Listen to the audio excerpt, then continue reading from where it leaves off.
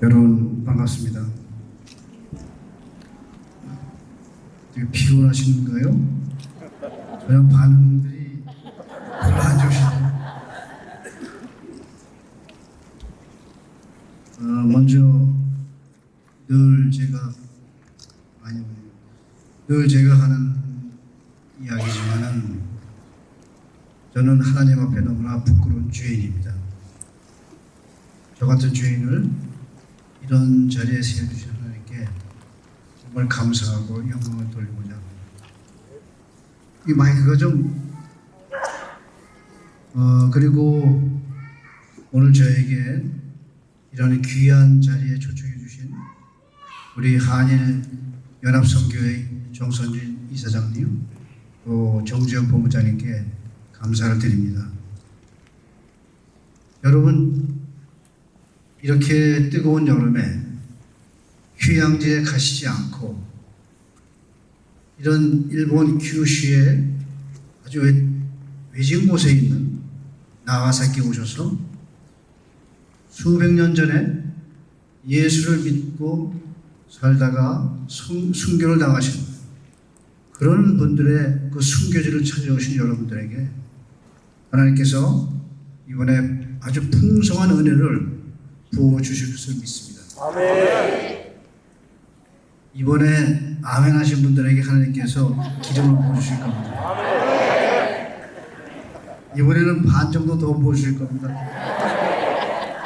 자, 제가 이야기를 시작하기 전에 먼저 제가 오늘 왜 이런 자리에 서게 되었는지를 잠깐 말씀드리고자 합니다. 저는 1969년에 대학을 졸업했습니다. 그리고 군대에 갔다가 와서 1973년에 외무부에 들어갔습니다. 그리고 2009년에 통일부 장관을 끝으로 해서 36년 동안의 공직 생활을 마쳤습니다. 저는 외교관을 했으면서 36년 동안에 과장을 중국 과장을 했고 또 92년에는 중국에 가서 한중 수교를 하고 대사관에서 공사로 근무를 했습니다. 그리고 한 7년이 지난 다음에 2001년에 중국에 다시 대사로 가서 6년 반을 지냈습니다. 그러면서 제가 그렇게 일생에서 한 3분의 1을 몸담아왔던 중국에서 앞으로 은퇴를 하면은 중국에 와서 선교를 하면 어떨까 그런 소망을 가지고 있었습니다. 근데 은퇴를 하고 보니까 중국의 상황이 너무나 어려웠기 때문에 그런 생각을 실행에 옮길 그런 상황이 아니었습니다. 근데 제가 이 외교부에서 근무하는 동안에 하나님께서 저를 일본하고도 깊은 관계를 맺게 해주셨습니다.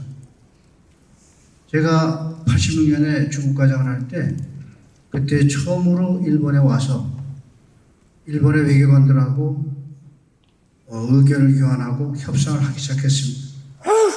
그리고 그 후에 1995년에 외무부의 아주국장이 돼서 매년 한 10번에서 15번씩 동경 아니면 서울에서 일본의 아주국장을 만나서 계속 협상을 했습니다. 그리고 2년 동안 국장하고 난 다음에 또 장관 특보를 하면서 또 1년에 10번씩 계속 일본과 서울에서 또 협상을 계속했습니다. 그러다가 제가 98년 2월부터 김대중 대통령님의 의전비서관하고 외교안보 숙비서관을 3년 8개월을 했습니다. 그 사이에도 계속 일본의 각계 인사들하고 어떻게 하면 한일 관계를 발전시킬 것인가 이런 문제에 대해서 협상을 하고 의견을 나누고 그랬습니다. 근데 제가 이 국장을 하고 외무장관 특보를 할 때 일본 사람들하고 만나서 한 이야기는 항상 역사 문제, 위안부 문제, 독도 문제 이런 문제들이었습니다. 사실 우리는 일본의 저의 협상 상대나 저나 어떻게 해서든지 한일 관계를 발전시켜 나가고 싶었습니다. 그런데 일본의 정치인들이 계속 과거사 문제나 일본 문제에 대해서 망언을 하고 또 독도 문제가 불거지고 이럴 때마다 한국에서 너무나 비판적인 여론이 비등을 했기 때문에 우리들은 만나면은 좋은 이야기를 할 수가 없었고 항상 긴장된 분위기 속에서 어떻게 하면 이 여론을 수습할 수 있느냐 이런 문제에 대해서 협상을 했습니다.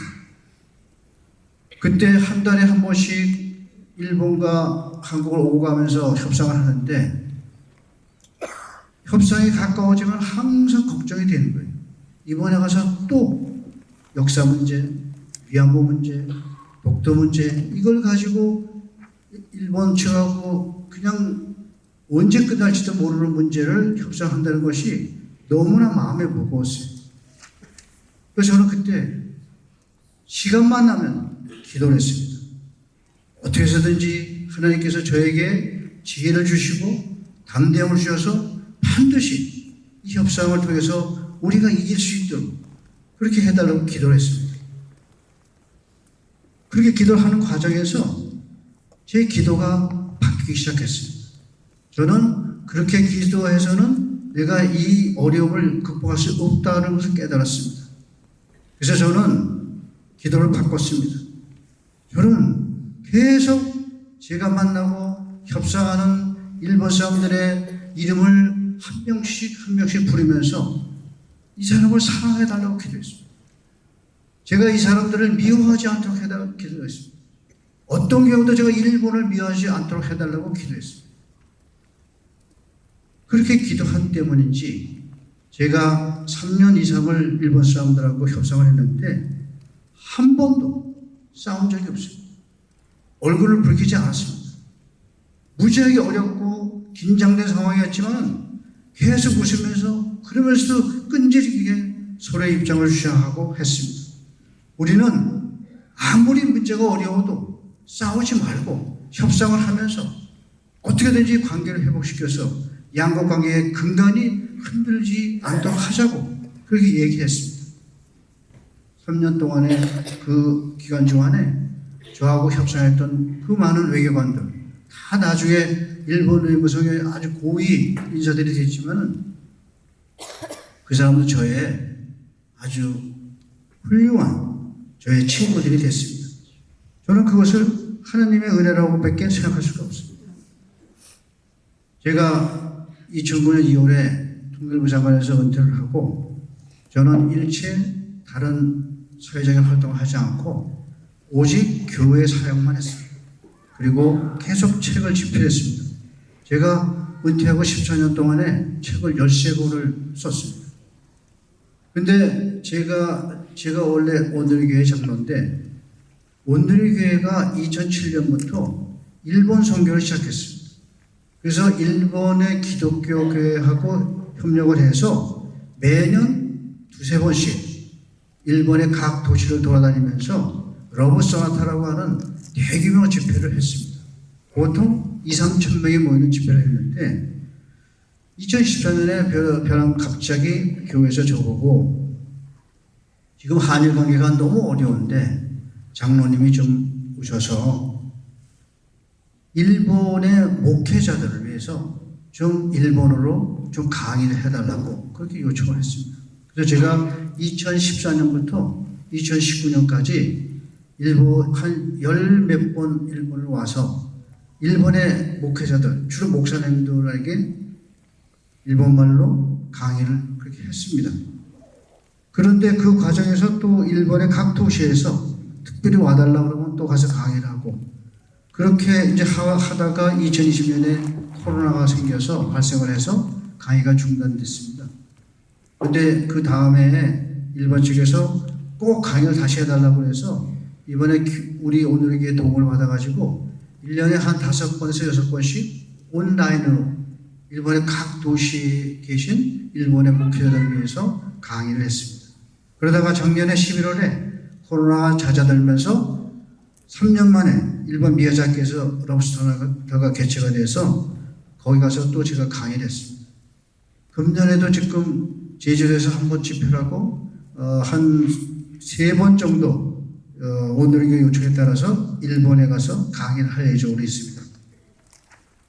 제가 2014년부터 일본에 관한 사역을 하는 과정에서 저는 아주 우연히 CBS 방송국의 정지현 선교본부장을 만나게 됐습니다. 지금 오늘 사회를 하신 분인데, 근데 그 정본부장하고 만나면서 이분이 얼만큼 일본을 사랑하는지, 또 일본 내의 이 순교지 탐방을 통해서 우리 한국은 물론이고 전 세계 기독교인들에게 이걸 알려야 되겠다고 하는 그런 노력, 그것을 통해서 일본의 기독교가 부흥하기를 소망하는 그런 사역에 아주 감동을 받았습니다. 그래서 한 몇 년 전부터 마음에 내가 이분의 사역을 도와드려야 되겠다 하는 마음을 먹고 있는데, 마침 작년에 이 한일 연합선교를 모태로 해서 CWJ라고 하는 이 인터넷 방송국이 설립이 됐고, 그래서 제가 그 WTN을 돕기로 작정을 하고 그 창립식으로 가서 이야기를 했고, 오늘 그런 배경으로 오늘 이 자리에 서게 됐습니다. 여러분 얼만큼 아시는지 모르겠지만은 일본 기독교의 상황이 아주 어렵습니다. 일본의 교회가 한 5,400개가 있는데, 여러분 일본의 어느 교회를 가시든지 보통 교인이 10명에서 20명, 약간 큰 교회가 30명에서 40명이고, 아주 동경에서 큰 교회라 하면 200명이에요. 한국에서 상상할 수 없는 그런 상황이에요. 일본의 이 사회에 어느 분야를 가셔도 그 사회의 리더라고 하는 사람 중에서 예수 믿는 사람이 없습니다. 그러니까 일본의 목회를 하시는 분들은 사회적으로 리더가 될 사람을 전혀 알지도 못하고 도움을 받을 수가 없는 상황입니다. 그렇기 때문에 일본 목사님들 대부분이 다 투잡을 하세요. 너무너무 어려우세요.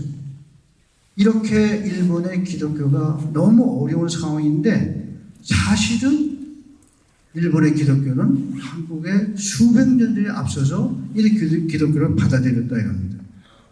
여러분 이미 일본에 오셔서 많은 얘기를 들으셨지만은 1549년에 포르투갈의 그 가톨릭 예수의 소속의 자비에라고 하는 신부님이 오셔서 가고시마에서부터 시작해서 이 히라도에 오시고, 그분이 교토까지 가셔서 계속 2년 동안 선교를 하셨어요. 그러면서 곳곳에 아주 기독교를 좋아하는, 기독교에 대해서 아주 호의적인 감정을 가진 일본말로 다이며 그 당시에 영주들을 세웠고, 그분이 나중에 이제 중국으로 가셨는데, 가시기 전에 한 2,000명의 일본인 신도를 세우셨어요. 그 다음부터 일본의 기독교가 급속히 성장을 했는데 1570년에 이미 일본의 교인이 3만 명이 됐어요. 1580년에 15만 명이 됐어요. 1590년에 최고인데 그때 30여만 명의 신도가 생겼어요. 어마어마한 숫자죠. 그런데 일부 인사들은 그 당시 한 80만 명까지 있었다고 얘기하지만은 대강 보수적인 판단으로는 30만 명이다 이렇게 얘기를 하는데, 그 신도들은 주로 이 규슈 지방이었어요. 그리고 아니면은 이 소남부 지방 이쪽에 주로 집중이 있었는데, 그것은 거기 있는 영주들이 예수를 믿었기 때문에 그 영주 중에 한 명이 아주 유명한 사람인데, 임진왜란때 조선을 침략했을 때 이 구마모토라고 하는 지금 이 나가사키 아래에 있는 현인데, 그 구마모토의 영주였던 고니시 유키나가라는 사람이 출정을 했어요. 그 사람이 자기가 조선에 출정을 할 때 외국인 신비를 데리고 왔어요. 그래서 매일 미사를 보면서 전쟁을 했어요. 그리고 전쟁을 해서 조선인을 붙잡으면은 그 사람들을 크리스천으로 개종을 시킨 거예요. 그리고 나중에 일본군이 철수해서 본토로 돌아갈 때 그 한 조선인들 다 데리고 갔어요. 여러분 어저께 호코바루 초영장을 가셨잖아요. 그 밑에 비석 밑에 보면은 조그만 비석이 하나 있습니다. 뭐라고 써 있냐면은 조선 출신 13분의 순교 정신을 찬미합니다. 이렇게 써 있어요. 그분들은 뭐 고니시 육기나가하고 관계가 있는지 모르지만은 틀림없이 임진왜란 때 일본군에 붙잡혀서 개종이 돼서 일본에서 사시던 크리스천들이었어요. 그렇게 급속하게 너무 빨리 일본의 이 기독교가 발전하니까 그 당시 일본의 전국을 통일했던 히데요시라는 사람이 무서웠던 거예요. 그래서 아주 갑자기 1587년에 그 선교사들, 특히 이 나가사키에 있던 선교사들을 추방령을 내렸어요. 그리고 1597년에 처음으로 순교를 시켰어요. 26명을. 그 사람들은 지금 일본 사람들은 성인이라고 그래요. 세인트. 그 일본 사람이 20명이고 외국 사람이 6명이었는데 그리고 난 다음에 그렇게 순교를 시킨 다음에 히데요시가 1598년에 죽었습니다. 그리고 도쿠가와 이에야스라는 사람이 권력을 장악해서 도쿠가와 막부라는 걸 설립을 했어요. 그 도쿠가와 막부가 이에야스라는 사람이 죽고 그 아들과 손자가 그 막부를 이어받으면서 급속히 이 기독교를 탄압하기 시작했어요. 그게 1612년인데 그래서 1613년에 금교령을 발표하고 이러면서 조직적으로 사람들을 죽이고 탄압했어요. 그때 순교를 당한 기독교인의 숫자가 최소 4만 명에서 5만 명으로 추정합니다. 어떤 일본의 목사님들은 한 20만 명이 죽었을 거라고 그렇게 얘기합니다. 여러분 보통 순교를 당하면 10명, 20명, 100명 이렇게 당하지 몇만 명씩 당한다는 건 상상할 수가 없는 일이에요. 사실. 얼만큼 지독하게 죽였냐. 1647년에 이 나가사키 남쪽에 시마바라는 데가 있는데 거기서 농민 봉기가 일어나는데 농민 봉기의 대부분의 사람들이 크리스천이었어요.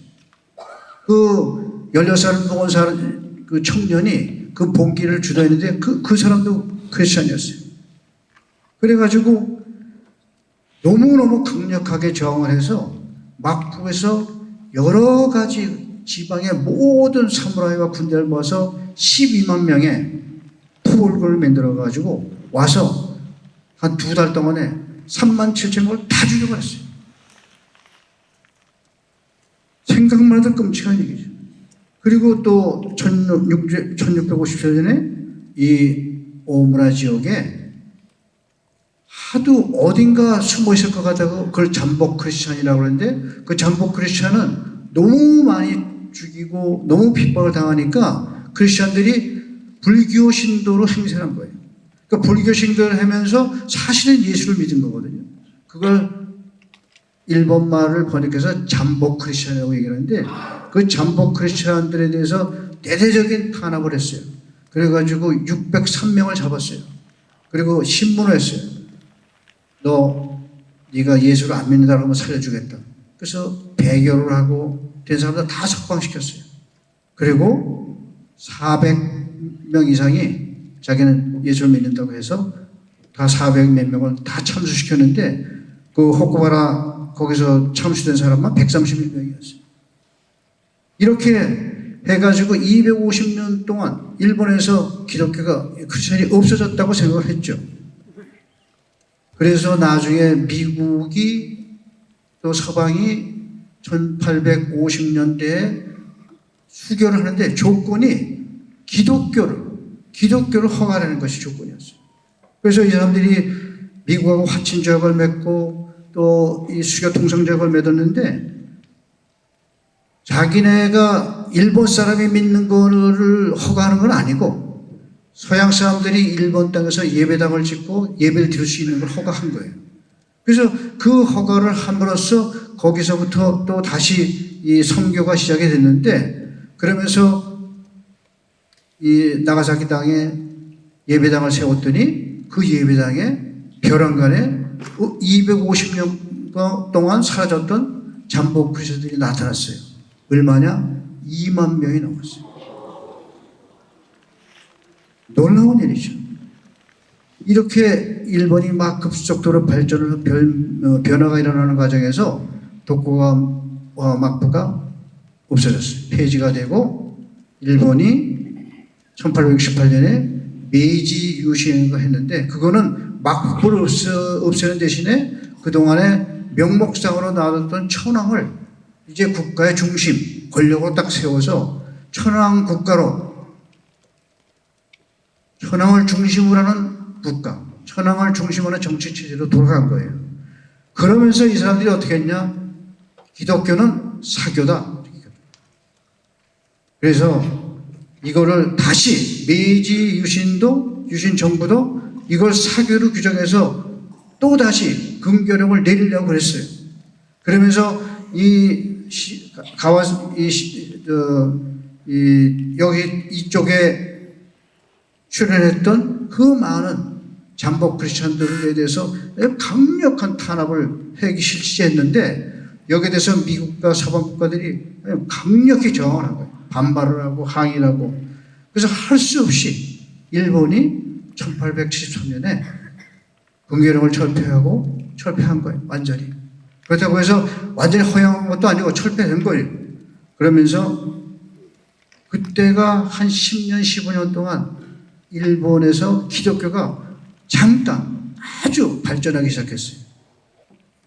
바로 그때 한국에서 이수정이라는 분이 오셔서 이 기독교를 보고 깜짝 놀라서 성경 공부를 하다가 미국의 선교사로부터 세례를 받았는데, 그분이 조선인 최초의 미국 선교사로부터 세례를 받은 분이에요.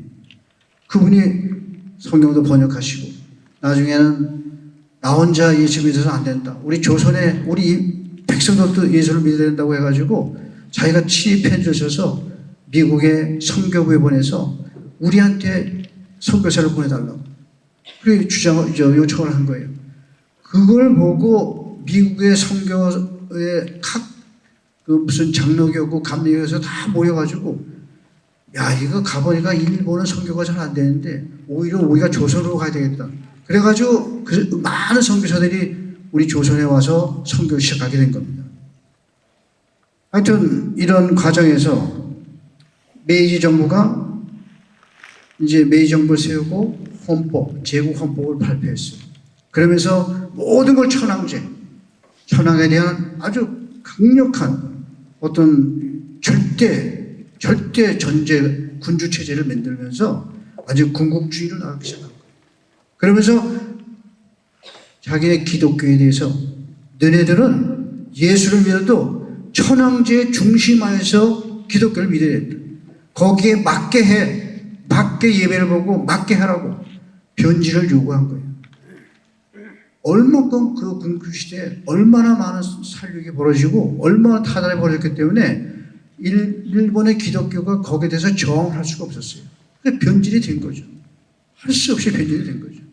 변질에 대한 압박을 받지 않은 것이 1945년에 일본이 태평양전에서 패배를 하고 1946년에 쇼와 천황이 나는 현인신이 아니다, 나는 인간이다, 그런 발표를 했어요.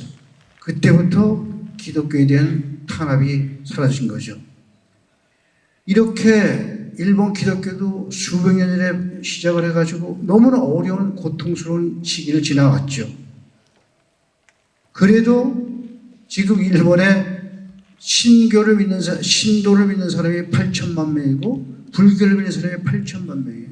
인구는 1억 2,300만 명인데 종교를 가진 사람은 1억 8천만 명쯤 돼요.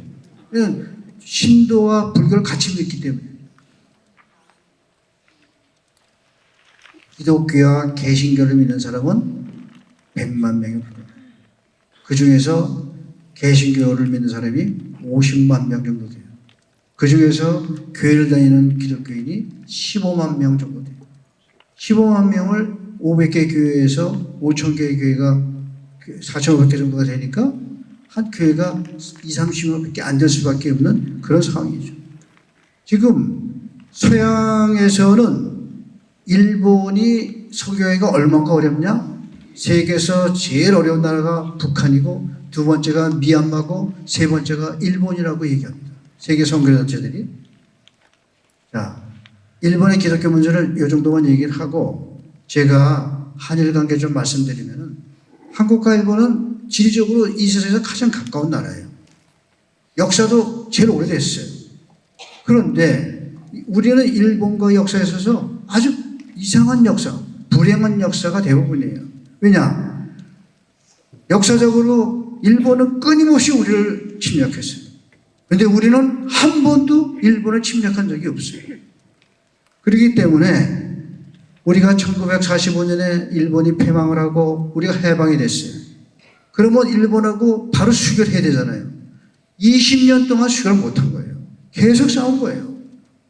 그런 감정의 앙금들이 남아있고 너무나 싫기 때문에 수교 자체가 안 됐어요.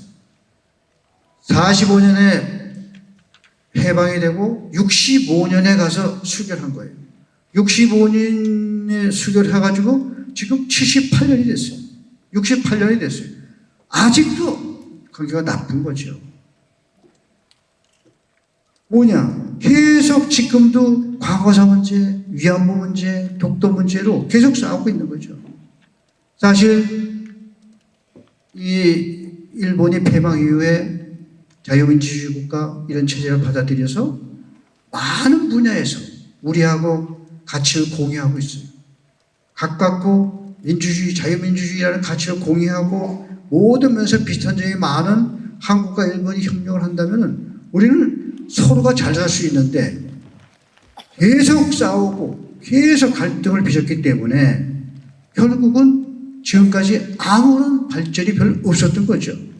우리가 이 유럽연합이라는 걸 보면 유럽연합이 나중에 1994년에 연합을 창설하면서 이 27개의 나라들이 가입을 했는데 그 나라들은 1000년 이상을 계속 싸웠던 유럽의 유명한 나라들, 뭐 영국, 프랑스, 독일, 이태리, 네덜란드, 스페인 다 서로가 싸웠던 나라예요. 그렇지만 그들이 자기네 나라의 발전과 자기네 나라 국민들의 행복을 위해서 그걸 다 참고 나중에 그런 건 얘기를 하자 그러고 일단 가입을 해서 모든 면에서 서로가 협력을 해요. 백신을 하나 사도 27개국이 똑같이 사서 나누고 뭐든지 똑같이 그렇게 화폐를 칠 때도 똑같이 쓰고. 그런데 우리는 두 나라밖에 안 되는데도 불구하고 지금 이렇게 오랫동안 싸우고 있는 거죠.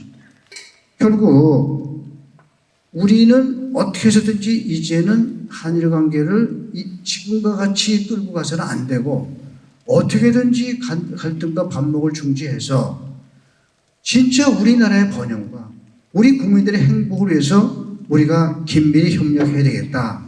그래서 사실 그런 면에서 우리는 기도를 해야 된다 이런 얘기죠. 우리는 다 예수를 믿는 사람들이잖아요. 우리는 예수를 믿으면서 우리가 원하는 게 뭐겠어요? 예수께서 하루빨리 재림하시기를 기대하고 있지 않습니까? 근데 우리가 예수님이 재림을 하시려면 세상 끝까지 복음이 전해져야 되는데 일본이 복음화가 되지 않으면 예수는 오시기가 어려운 거예요. 그렇기 때문에 우리가 진짜로 예수의 재림을 바란다면은 일본이 어떻게든지 복음화가 되도록 노력을 해야 되는 거죠. 그런데 일본을 복음화를 시킬 수 있는 나라가 어디 있냐?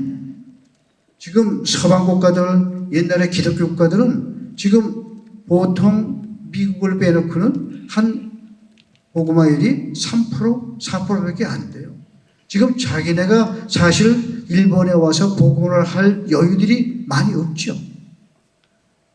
사실 그 일본이 이 세국 정책을 폐지하면서 가장 무서워했던 것이 혹시 우리가 기독교를 받아들이면은 이 기독교를 앞세워서 항상 다른 나라를 침략했던 서방 국가들이 일본도 침략하지 않을까? 이런 거에 대한 두려움이 많아서 특히 일본은 이 기독교에서 경계를 했던 거거든요.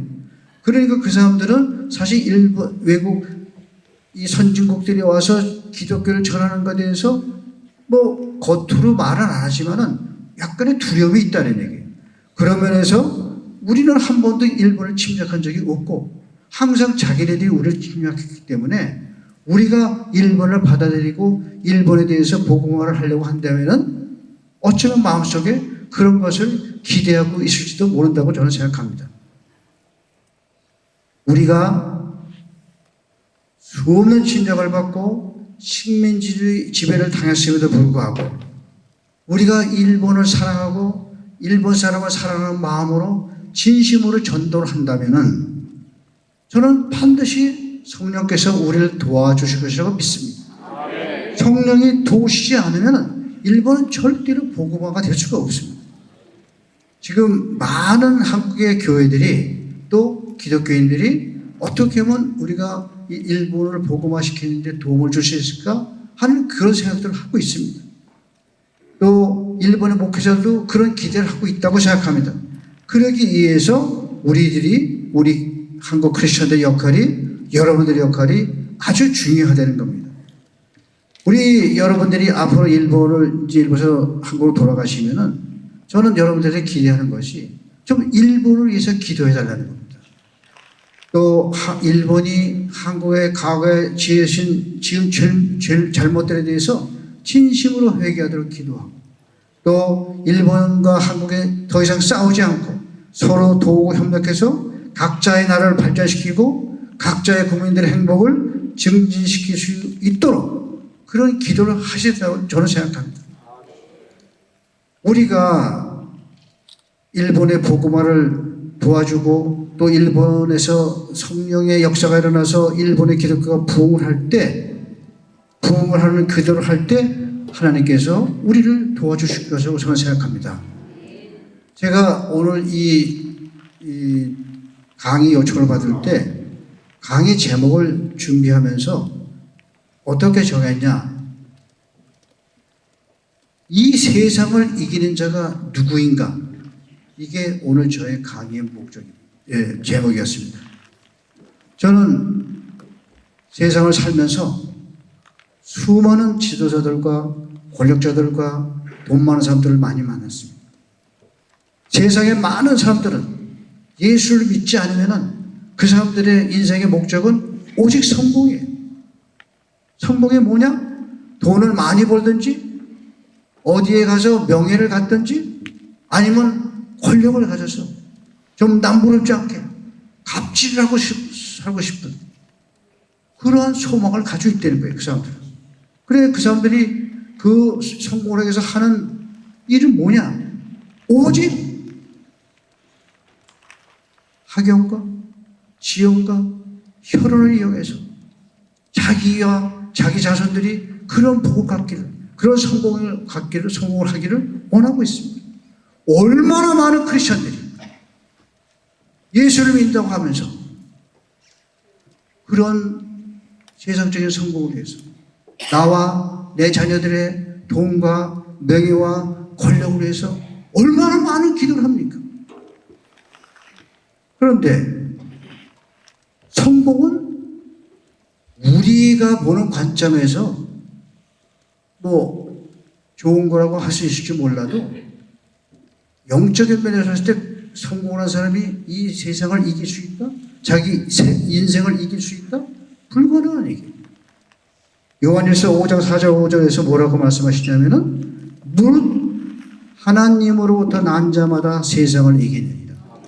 세상을 이기는 승리는 이것이니 우리의 믿음이니라. 예수께서 하나님의 아들이심을 믿는 자가 아니면 세상을 이기는 자가 누구냐? 예수가 하나님의 아들이시고 그분이 이 세상의 죄를 지고 십자가에서 돌아가셔서 부활하셨다는 것을 믿지 않으면 절대로 세상을 이길 수 없다는 거죠. 여러분들이 하나님을 믿으시고 예수를 믿는다고 그러시는데 여러분들은 이 말씀에 동의하십니까? 여러분들은 이렇게 살아가고 계십니까? 여러분들이 오늘 이번에 왜 나가사키 오셨습니까? 하나님께서 보내주신 거죠. 왜 보내주셨을까요? 여러분들한테 세상을 이기는 답을 배워오라고 보내신 거예요. 여러분이 지금까지 보셨던 앞으로 보실 순교를 당한 사람들은 수백 년 전에 일본에서 가장 힘없고 가장 불쌍하고 가장 연약한 사람들이었어요. 그 사람들은 그 당시에 권력자가 아니었어요. 그 사람들은 사도가 아니었어요. 유명한 목회자가 아니었어요. 너무나 보잘것없는. 그럼에도 불구하고 그들이 그 당시에 그 사람들이 무슨 큐티를 했겠습니까? 성경 공부를 했겠습니까? 그럼에도 불구하고 그 신부가 한 몇 마디의 말을 듣고 그 예수를 믿고 너가 예수를 안 믿는다면 내가 너 집으로 보내주겠다. 그걸 거부하고 그 자리에서 칼을 맞고 죽은 거예요. 여러분들 아까 말씀드렸던 26명의 그 성인들이 교토와 오사카에서 잡혔는데 잡힌 사람이 24명이었어요. 그 사람들을 그 정부에서 끌고 막부에서 끌고 나가사키까지 한 달을 끌고 왔어요. 끌고 오는 과정에서 어디를 지나가는데 두 사람이 나타났어요. 나도 크리스천이다. 나도 순교를 하고 싶다. 그래서 숫자가 26명이 된 거예요. 그 26명이 나가사키에 한 달을 거쳐서 와서 여기서 모두가 십자가 달려서 향을 맞고 다 순교했습니다. 360년이 지나서 일본의 그 현 정부에서 1960년에 그분들이 처형당한 그 장소에 기념비와 기념관을 세우고 그 사람들이 기독교를 안 믿는 사람들이 성인이라고 그러는 거죠. 여러분 조금 전에 말씀드렸던 이 오무라 지역에서 잠복 크리스천들이 잡혔을 때 603명이 잡혔는데 감옥에서 죽은 사람 100여를 맹세해서 석방된 사람을 제외하고 406명이 참수당했어요. 그 호쿠바라에서 죽은 사람은 130명이지만 그 사람들이 그 당시에 권력자들에게 의해서 비참하게 죽었지만 360여 년이 지난 다음에 일본 사람이 아닌 한국 사람들이 450명이 처형기를 찾아와서 그들의 죽음을 슬퍼하고 찬양을 하고 기도를 했다 이거예요. 여러분들이 360년 뒤에 여러분들의 조상의 묘에 가서 찬양을 하고 기도할 수 있다고 생각하십니까? 불가능합니다. 하나님께서 답을 주신 거예요. 그들이 죽었다고 하지만은 그들은 다 세인트, 성인이 돼서 아무도 모르는 360년 뒤에 한국의 교인들이 찾아와서 그 죽음을 슬퍼하고 감사하고 기도했다는 거예요. 답은 누가 이겼냐는 거예요, 이 세상은. 그때 그 죽였던 사람은 어디 있겠습니까? 그 사람들은 그때 그 죄로 인해서 영원히 고통받고 있는 거예요. 그 사람들은 비참하게 죽었어도 사실은 그 사람들은 영원히 세상을 이긴 자가 된 거지 않습니까? 여러분, 지금 어저께 여러분들이 호쿠바라에 가셔서 기도하시고 찬양을 했을 때 그 하늘에 계신 그분들이 보시고 얼마나 감사하시겠어요. 저는 정말 그분들이 하늘에서 여러분들을 축복하고 계시라고 믿습니다. 여러분들은 이번에 이 순례지 탐방을 통해서 여러분들의 믿음을 다시 한번 생각하세요. 우리가 세상을 살아가면서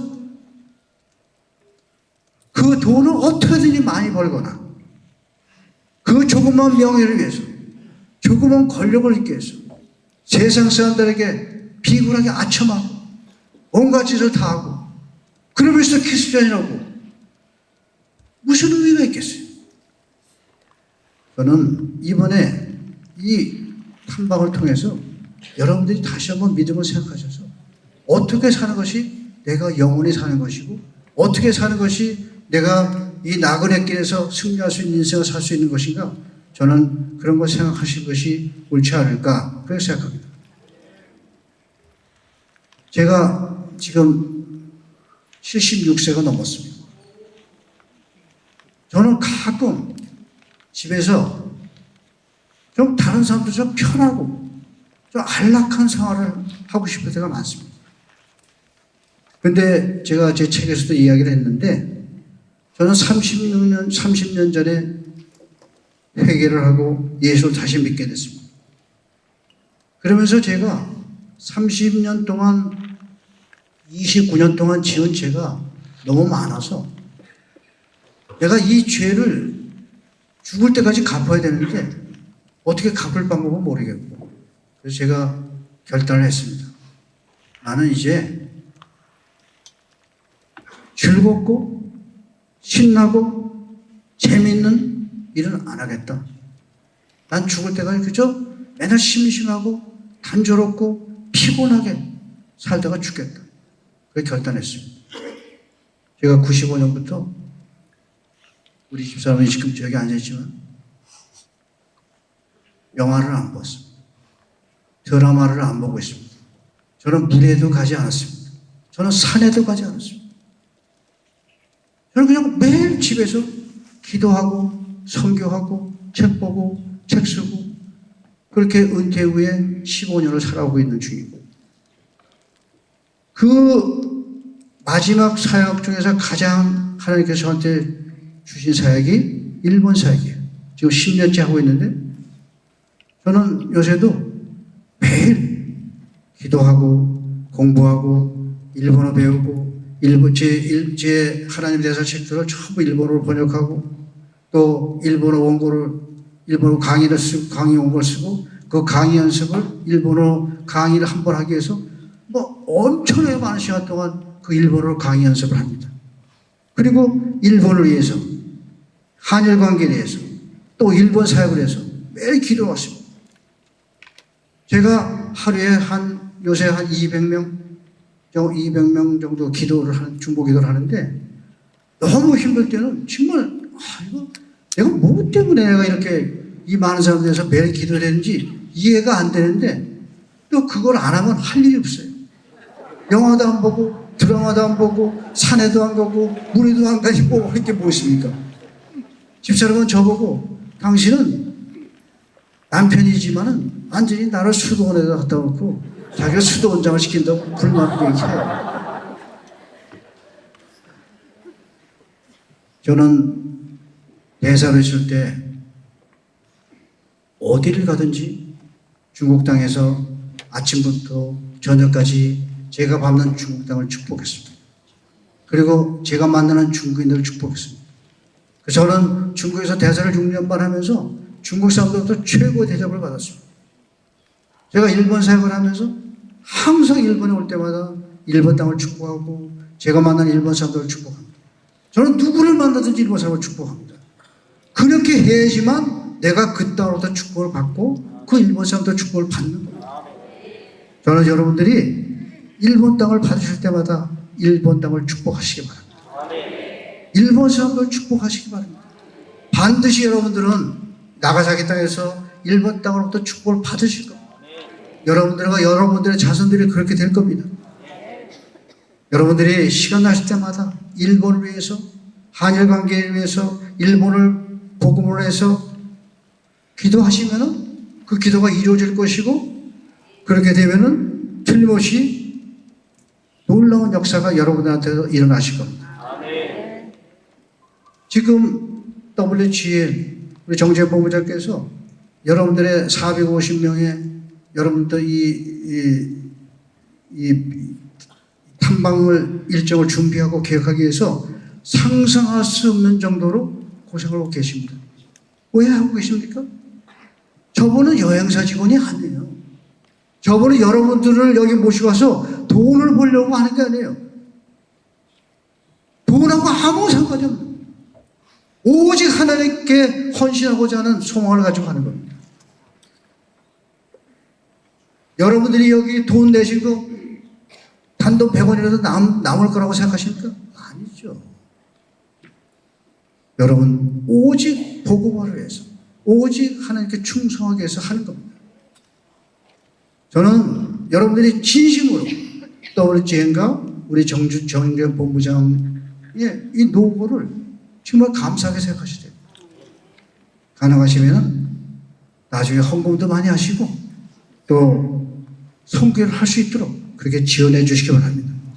그렇게 하시면은 하나님께서 여러분들과 여러분의 자손들에게 30배, 60배, 100배로 갚아주실 겁니다. 그리고 여러분들과 여러분의 자손들은 반드시 세상을 이기는 그런 사람들로 하나님께서 만들어 주실 것으로 확신합니다. 기도하고 마치겠습니다. 사랑의 하나님 아버지, 오늘 이 자리에 머리 숙인 이 자녀들을 축복하여 주시옵소서. 세상 사람들은 즐거운 휴가를 보내고 있는 이 시기에 이분들은 일본에 하나님의 사랑을 전하고 그 옛날 예수가 하나님의 아들이시고 부활하셨음을 증거하고 순교를 당한 분들을 찾아가서 찬양하고 기도하기 위해서 여기 왔습니다. 아버지, 이들의 사랑과 그 수고를 30배, 60배, 100배로 갚아주시옵소서. 그들이 비록 여기 왔지만은 많은 걱정이 있고 어려움이 있습니다. 아버지께서 다 해결해 주시옵소서. 그들이 400년에 죽었던 이 땅의 순교자들과 같은 믿음으로 세상을 이기는 자들이 되도록 그렇게 축복해 주시옵소서. 아버지, 한국과 일본이 수교한 지 60년이 넘어도 양국 간에는 해결될 문제가 너무 많습니다. 우리 한국의 크리스찬들이 일본을 용서하고 사랑하고 일본도 과거 한국에 저지른 잘못을 회개할 때 양국의 화해하는 놀라운 역사가 나도록 도와주시옵소서. 우리들이 일본의 복음을 위해서 기도할 때 일본 땅에 성령의 역사가 일어나서 부흥의 물결이 넘치도록 역사하여 주시옵소서. 여기 모인 자녀들의 일본에서의 일정이 순조롭게 진행되고 기간 내내 하나님의 은혜가 충만하도록 인도하여 주시옵소서. 많은 어려움 속에서 이 행사를 준비한 사람들을 기억하여 주시고 한일 연합성교회와 WGN을 크게 축복하여 주시옵소서. 이 모든 것을 살아계신 예수님의 이름으로 기도드렸습니다. 감사합니다.